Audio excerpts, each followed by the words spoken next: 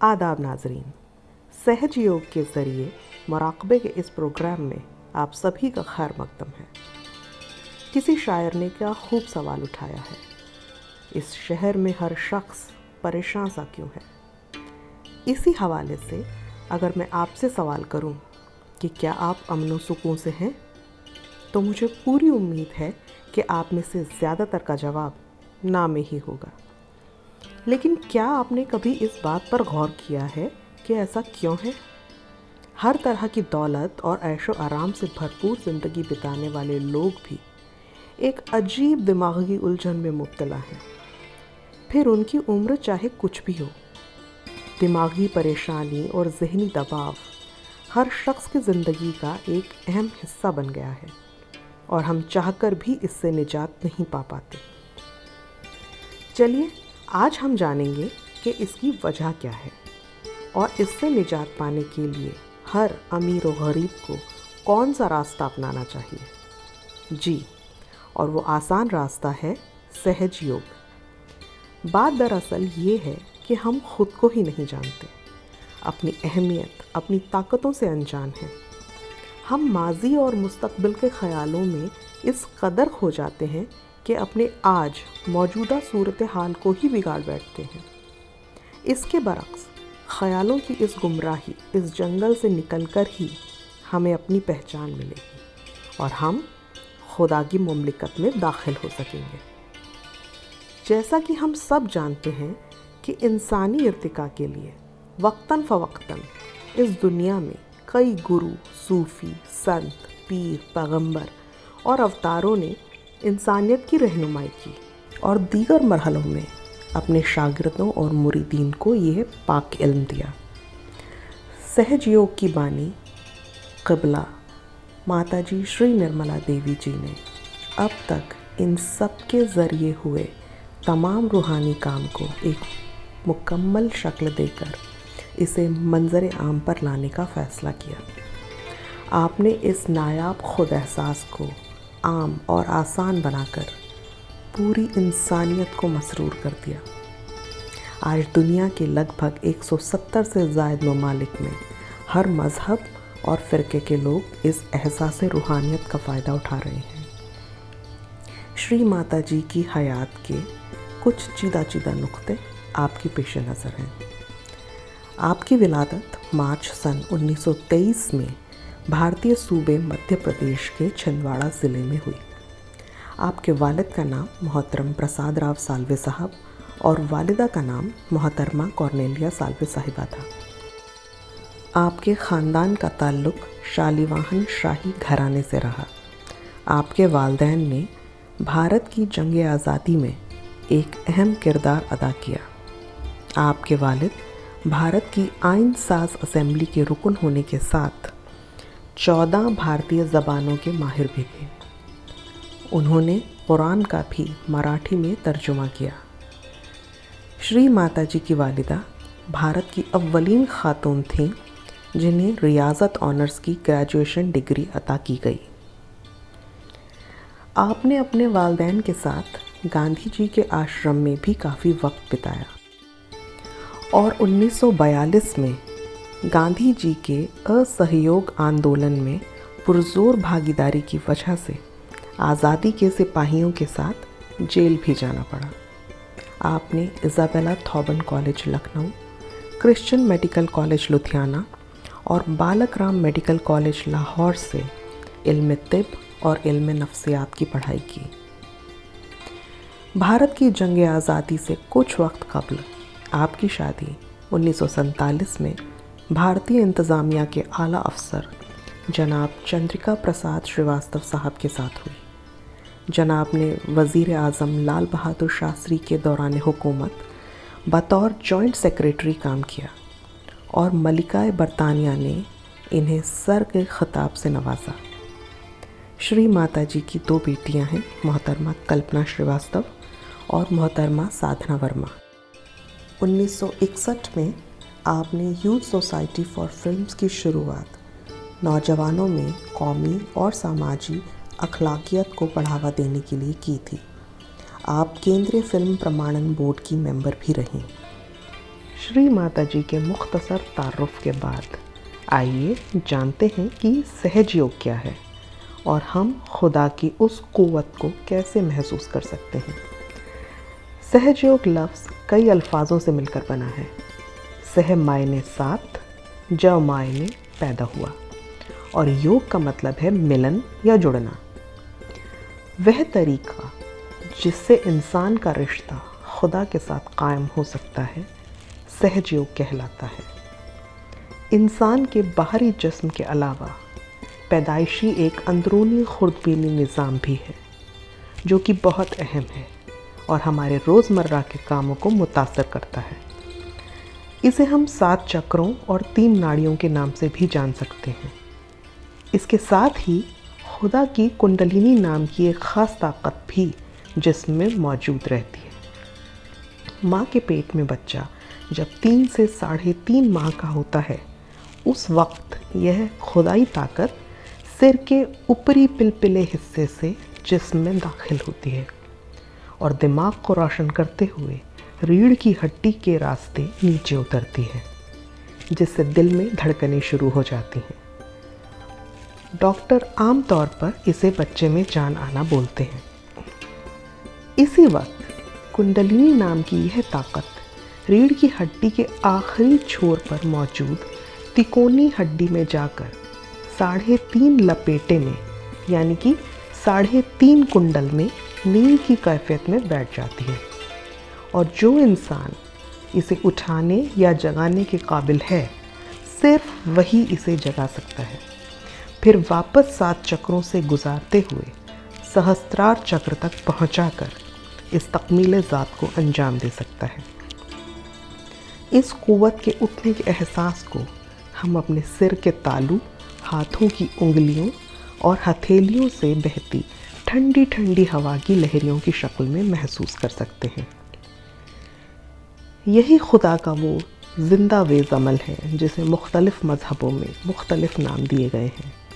इस्लाम में इसे रूह, हिंदू धर्म में परम चैतन्य, बाइबल में cool bridge of the Holi ghost कहा गया है।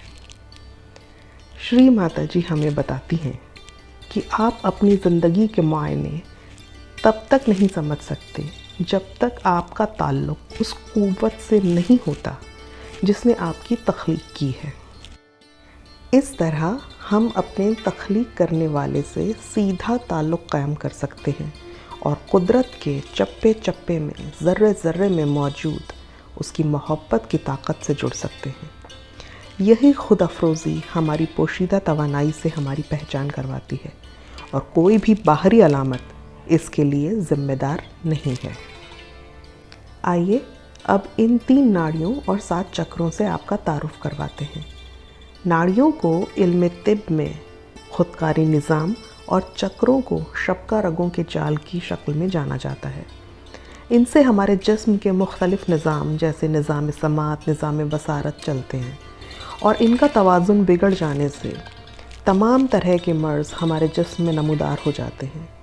लेकिन कुंडलिनी बेदार होकर जो ही ऊपर उठती है ये ना सिर्फ तमाम चक्रों को रोशन करती है बल्कि हमें इस बात से भी आगाह करती है कि हमारे किस चक्र या नाड़ी में रुकावट या दुश्वारी है। ये ईड़ा नाड़ी है। ईड़ा नाड़ी हमारे खुर्दबीनी निज़ाम के बाएं हिस्से में होती है। ये हमारे माजी और ख्वाहिशात की नाड़ी है। इसे चंद्र नाड़ी भी कहते हैं। मूलाधार से निकलकर आज्ञा चक्र को पार कर ये सहस्त्रार में पहुंचती है।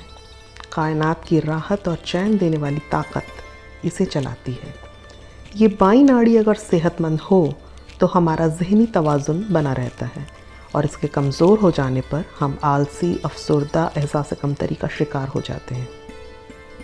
पिंगला नाड़ी हमारे खुर्दबीनी निज़ाम की दूसरी ख़ास नाड़ी है। इसे सूर्य नाड़ी भी कहते हैं। ये हमारी काम करने की ताकत है जो आफ़ताब की तवानाई से चलती है। दाएं स्वादिष्ठान से निकलकर आज्ञा चक्र पर ईड़ा नाड़ी को पार करते हुए यह सहस्त्रार में पहुंचती है। सभी दिमागी काम यही नाड़ी मुकम्मल करवाती है। जब बशर मुस्तकबिल की बाबत कुछ सोचता है या काम करता है तो पिंगला नाड़ी की ताकत उसके अंदरूनी निज़ाम में बहने लगती है। इसके ज़्यादा इस्तेमाल से इंसान हर वक्त किसी न किसी मंसूबाबंदी में लगा रहता है और उसके बर्ताव में एक रूखापन आ जाता है। ऐसे हालात में डायबिटीज़, ब्लड प्रेशर, दिल का दौरा, जिगर और गुर्दे वगैरह की बीमारियां पैदा हो सकती हैं। सहज योग से बहुत आसानी से पिंगला नाड़ी को भी तवाज़ुन में लाकर इनसे बचा जा सकता है। सुषुम्ना नाड़ी इंसान के अंदरूनी निज़ाम की तीसरी और खुदा से जुड़ने की ख़ास नाड़ी है। इस बीच की नाड़ी को ब्रह्म नाड़ी भी कहते हैं। यह कुंडलिनी का रास्ता है और इस रास्ते के खुलने से ईड़ा और पिंगला नाड़ियों को तवाज़ुन में लाया जा सकता है, मगर यह ताकत बीच से टूटी हुई है। इसके बीच में खाली जगह है जिसे भवसागर कहते हैं। सुषुम्ना नाड़ी ईड़ा और पिंगला नाड़ियों की तरह किसी भी चक्र से जुड़ी हुई नहीं है। इंसान में जब दुनियावी चीज़ों के लिए लगाव कम हो जाता है तब ये रास्ता खुल जाता है। पुराने वक्त में बरसों की इबादत के बाद लोगों को इस रास्ते का एहसास होता था। सहज योग में श्री माता जी निर्मला देवी जी की बेपनाह दुआओं से इस मिराज को पाने का काम बहुत आसान हो गया है। आइए अब अंदरूनी निज़ाम के चक्रों की बात करते हैं। मूलाधार। पहला चक्र मूलाधार है। ये हमारे जिस्म में सुषुम्ना नाड़ी के आखिरी छोर पर तिकोनी हड्डी के नीचे होता है। इस चक्र की 4 पंखुड़ियाँ हैं।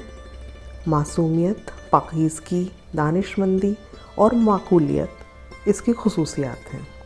हाथों में इसकी जगह हथेलियों के निचले हिस्से में है। मेडिकल साइंस में इसे पेल्विक प्लेक्सस कहते हैं। दूसरा चक्र स्वादिष्ठान है। इसकी जगह तिकोनी हड्डी के ऊपर है और मेडिकल साइंस में इसे आर्क्टिक प्लेक्सस कहते हैं। इसमें 6 पंखुड़ियाँ हैं। हाथों में इसकी जगह दोनों अंगूठे हैं। ये चक्र हमें तख्लीक करने की काबिलियत देता है और हमारे जिगर, गुर्दे, प्लीहा और पेनक्रियास के कामों को काबू में रखता है। ये चर्बी के ज़र्रों को दिमागी ज़र्रों में बदलकर दिमाग को ताकत देता है। ख़यालात की ज़्यादती, काले इल्म और उसके माहिरों से वाबस्तगी इस चक्र को कमज़ोर कर देती है। डायबिटीज़, गुर्दे की बीमारियां, दमा, कब्ज़ वगैरह इस चक्र की दुश्वारी से होते हैं। नाभि चक्र। हमारा तीसरा चक्र नाभि है। इसको मणिपुर चक्र भी कहते हैं। ये इंसान के पेट में सोलर प्लेक्सस में होता है। 10 पंखुड़ियों वाला यह चक्र ज़िंदगी को तवाज़ुन देता है। तसल्ली, सुकून, तहामुल इस चक्र की खुसूसियात हैं। जिल्द, पेट और आंतों की तकलीफ़ इस चक्र के ख़राब होने से होती है। नाभि के आसपास का ये गोल घेरा भवसागर है। ये खुदा का पैगाम लाने वाले सच्चे रहनुमाओं की जगह है। पूरी दुनिया में मुख्तलिफ़ जगह में आए 10 पैगंबर इस चक्र की 10 पंखुड़ियाँ बनाते हैं। हाथों में इसकी जगह हथेलियों के आसपास है। अगला यानी चौथे नंबर का चक्र अनाहत चक्र है। यह चक्र छाती के बीचों बीच कल्प की जगह कार्डियक प्लेक्सस पर होता है। इसके बाईं ओर हमारी रूह रहती है, जिससे ताल्लुक़ कायम करते ही हम खुदा की मोहब्बत से रूबरू हो जाते हैं। ये चक्र इंसान को बेखौफ बनाता है। तहफ़्फ़ुज़, दयानतदारी और हक़शनासी इस चक्र की खुसूसियात हैं। इस चक्र के बिगड़ जाने पर दिल और फेफड़ों के तमाम तरह के रोग, मसलन दमा, ख़वातीन में ब्रेस्ट कैंसर, टीबी इंसान को अपने हिसार में ले लेती है।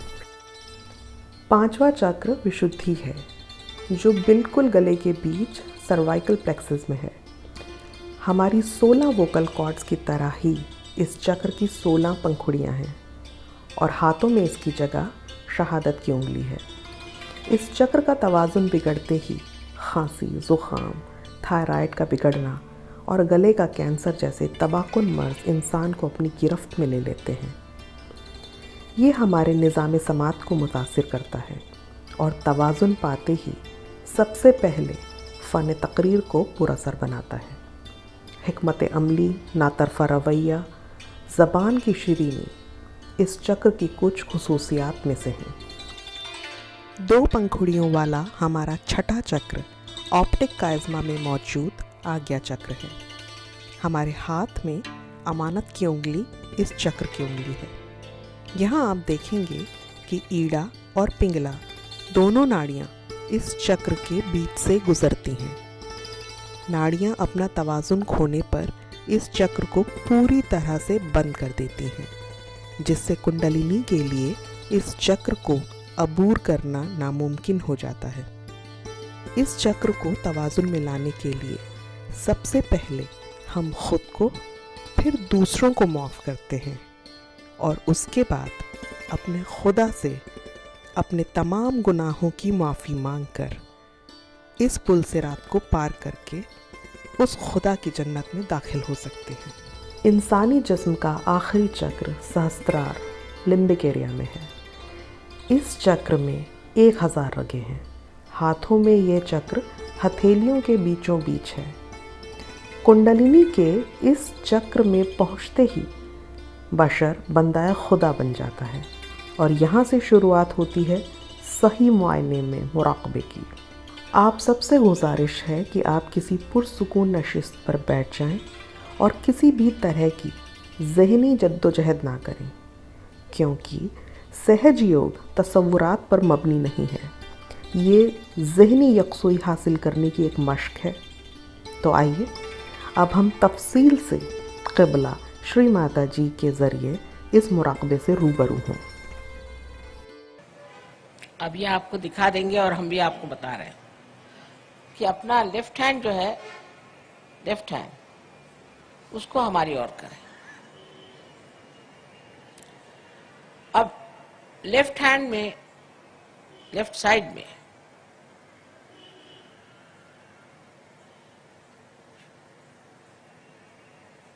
जो शक्ति है वो इच्छा शक्ति है, पावर ऑफ डिजायर, इच्छा शक्ति। जब आपने ऐसे हाथ कर दिया तो आपने ये कह दिया है कि हमें इच्छा है कि माँ हमें आत्म साक्षात्कार मिले। इसको पूरी समय ऐसा रखें। और राइट हैंड जो है ये क्रिया शक्ति है, इसी से हम अपने चक्रों को ठीक करेंगे। तो सबसे पहले राइट हैंड हम अपने हृदय पे रखेंगे। मैंने आपसे बताया हृदय में आत्मा का प्रतिबिंब है। उसके बाद हम अपना हाथ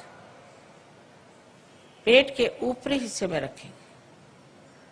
सब काम हम लेफ्ट साइड में कर रहे हैं।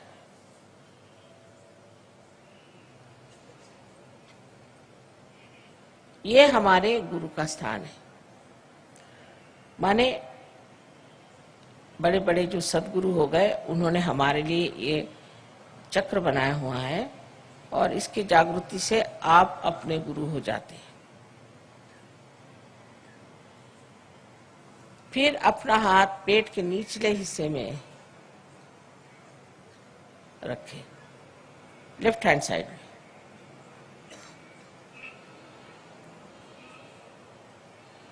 फिर यही हाथ ऊपर ले जाएं, फिर से लेफ्ट हैंड साइड में अपने पेट के ऊपरी हिस्से में रखें, फिर से हृदय पे रखें। अब ये हाथ अपनी गर्दन और अपना कंधा इसके बीच के कोण के ऊपर रखें, कोण में जहां तक पीछे जा सकता है, और गर्दन को राइट साइड में मोड़ लें। मैंने आपसे अभी बताया कि ये चक्र पकड़ने से क्या बीमारियां हो जाती है। अब अपने हाथ को, राइट हैंड को पूरी तरह से आड़ा इस तरह से अपने माथे पर रखें, कपाल पर, और पूरी तरह से गर्दन नीचे झुका लें।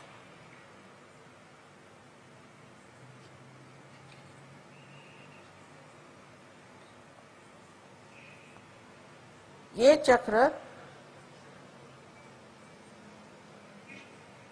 हमें सबको एक साथ माफ करने के लिए।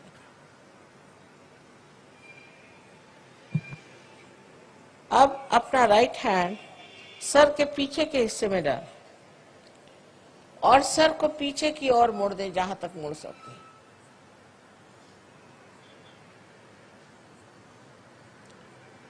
इस जगह अपने को दोषी न ठहराते हुए, अपनी गलतियां न गिनते हुए,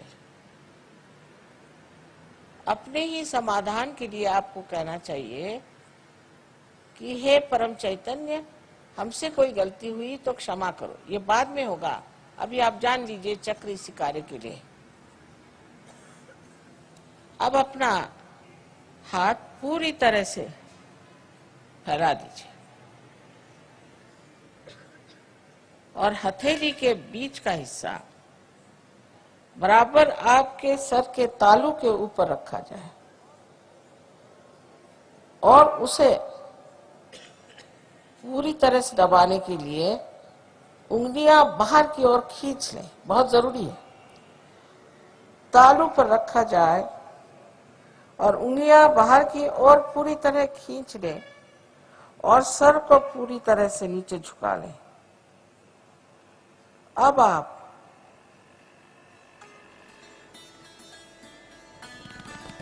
अपने हाथ को पूरा दबाव डाल करके इस तरह से घुमाएं कि आपके सर की जो स्कैल्प है, चमड़ी है, वो घूमेगी घड़ी के कांटे जैसे। उस दिशा से घुमाइए जैसे घड़ी के कांटे घूमते हैं, 7 बार।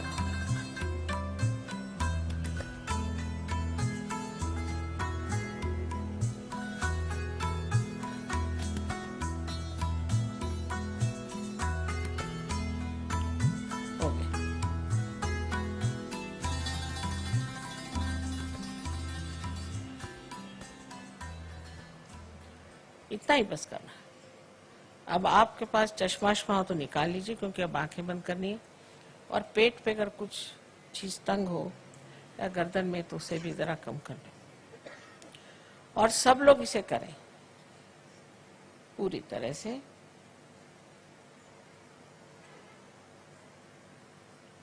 फिर से मैं कहूंगी कि प्रसन्न चित्त हो जाए।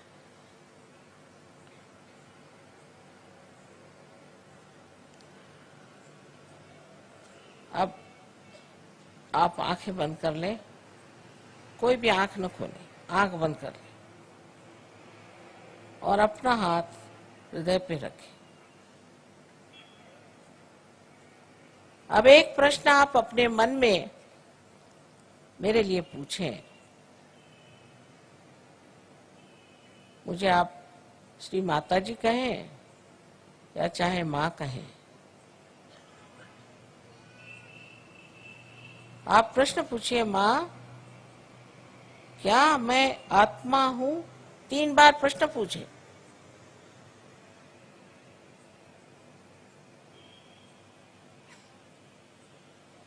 ये बड़ा मूलभूत प्रश्न है।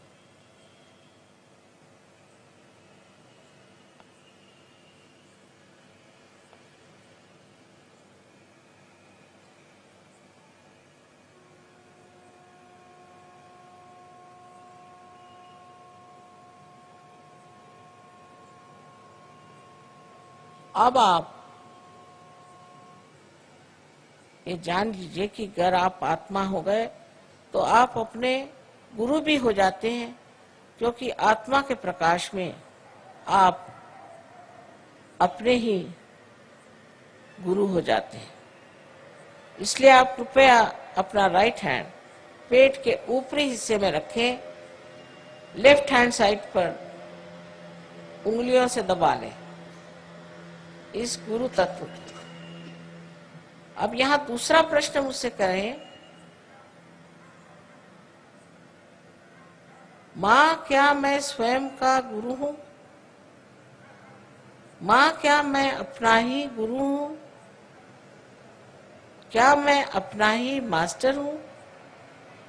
ये सवाल आप मुझसे 3 बार पूछिए अपने मन में।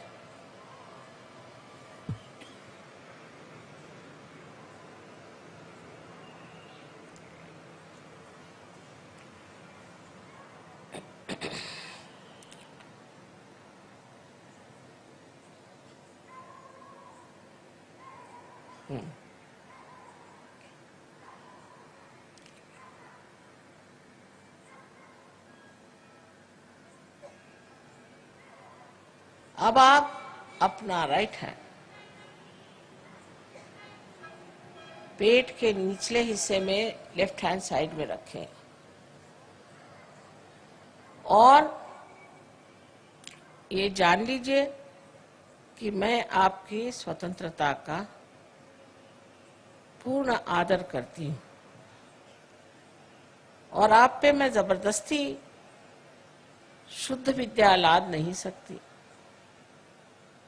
जो शुद्ध विद्या इस चक्र से आपको पूरा ज्ञान कराएगी परमात्मा की शक्ति का।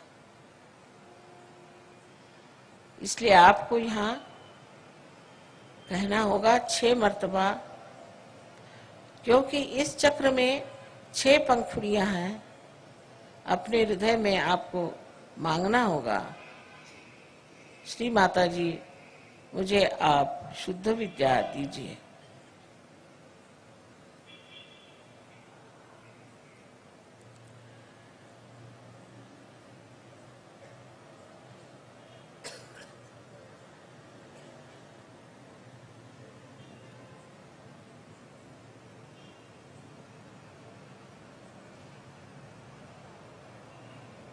अब आप अपना हाथ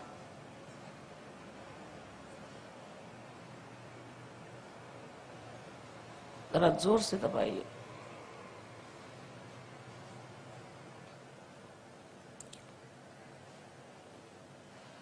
जैसे ही आप शुद्ध विद्या मांगते हैं वैसे ही कुंडलिनी का जागरण शुरू हो गया। लेकिन उसके लिए ऊपर के जो चक्र हैं उन्हें हमें खोल देना होगा। आप अपना राइट हैंड अब उठा करके पेट के ऊपरी हिस्से में लेफ्ट साइड में रखें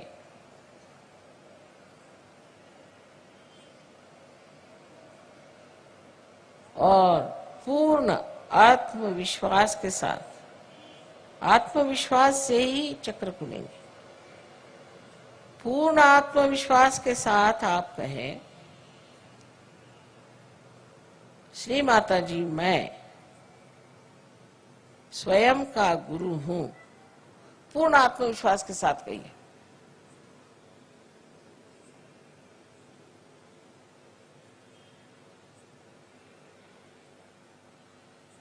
दस मर्तबा 10 बार कहिए, 10 times।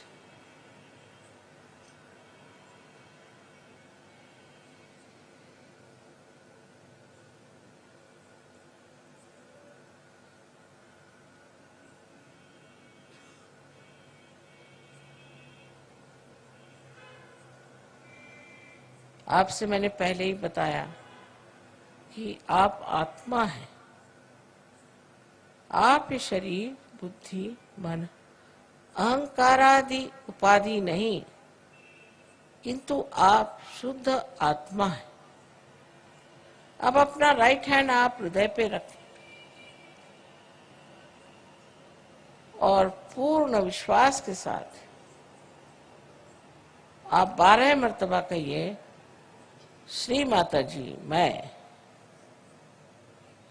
शुद्ध आत्मा हूं। श्री माता जी मैं शुद्ध आत्मा हूं। अपनी अपनी भाषा में कहिए, जिस भाषा में कहना चाहे। 12 मर्तबा कहिए।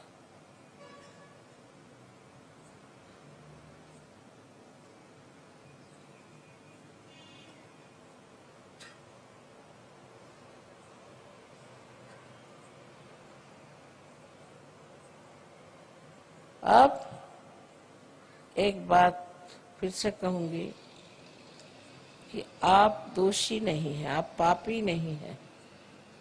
आप अपने को न्यूनता में न उतारें। आप मानव हैं और गौरवशाली हैं।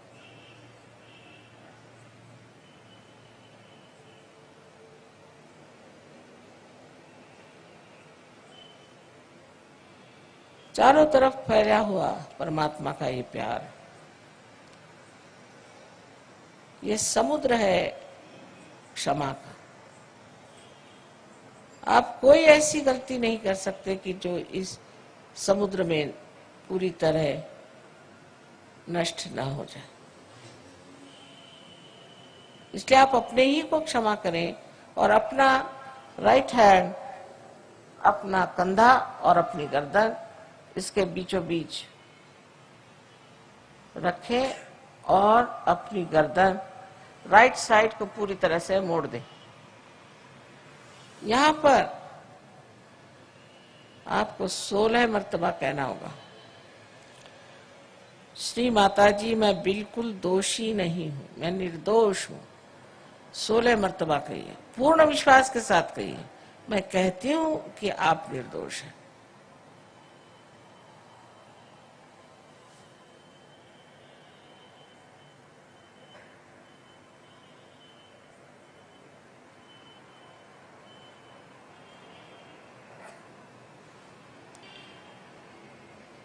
फिर से यही कहना है कि आप किसी को क्षमा करें या न करें, आप कुछ नहीं करते, पर अगर आप क्षमा नहीं करते हैं तो आप गलत हाथों में खेलते हैं।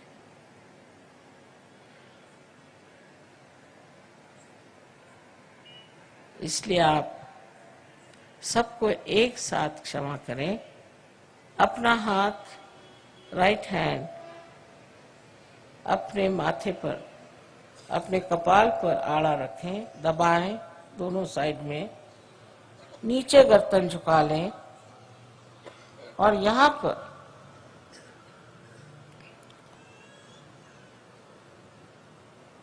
पूर्ण आत्मविश्वास से कहें, श्री माता जी मैंने सबको एक साथ क्षमा कर दी, मैंने सबको एक साथ क्षमा कर दिया है।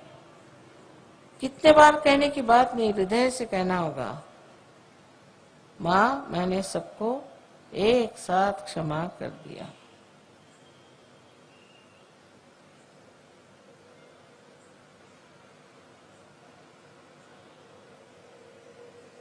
अब राइट हैंड को पीछे ले और अपने सर पीछे की ओर झुका ले। इस जगह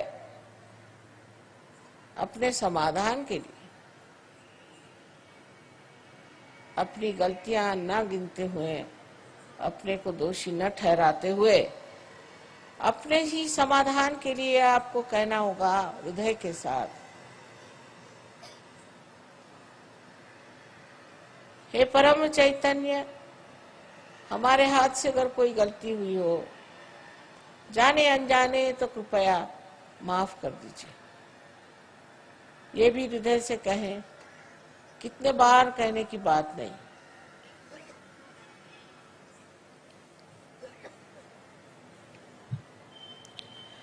अब आखिरी चक्र बहुत महत्वपूर्ण है।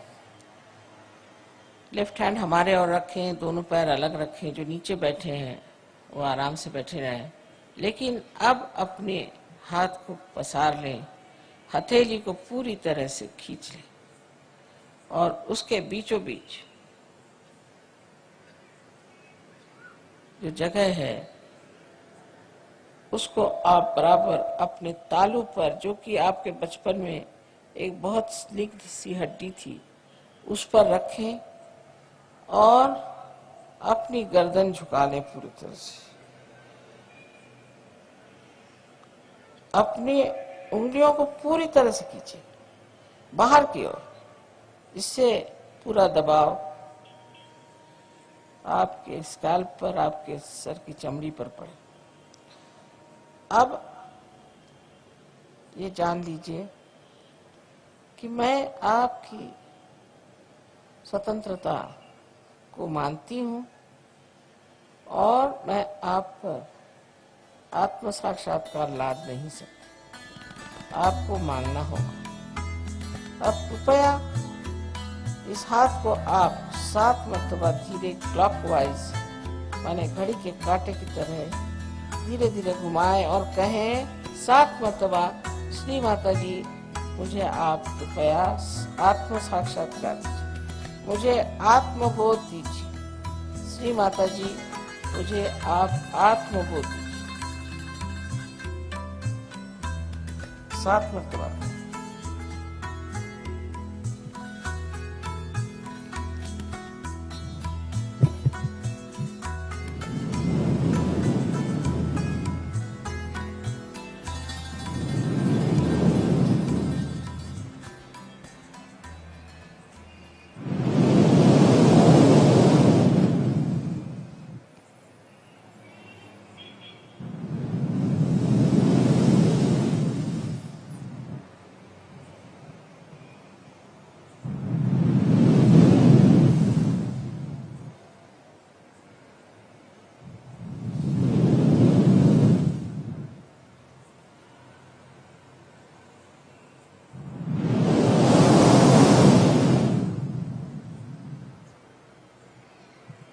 अब धीरे धीरे अपनी आंखें खोलें। अब दोनों हाथ मेरी ओर करें इस तरह से और मेरी ओर देखें और निर्विचार हो जाइए, विचार मत करें।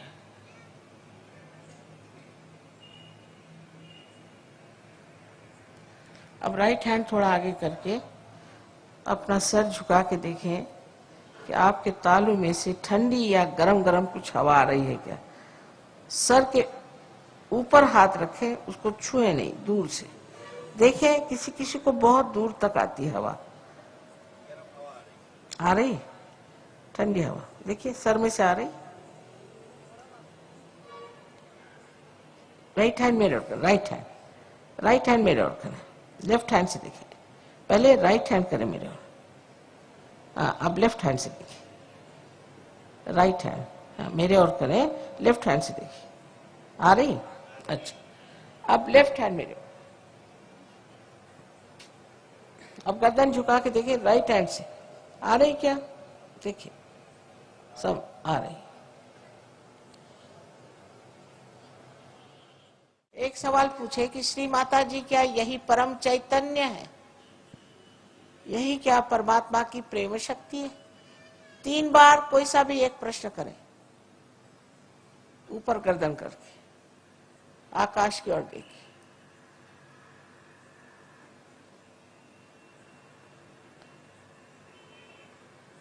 नीचे ले लीजिए हाथ, ऐसे रखें हाथ।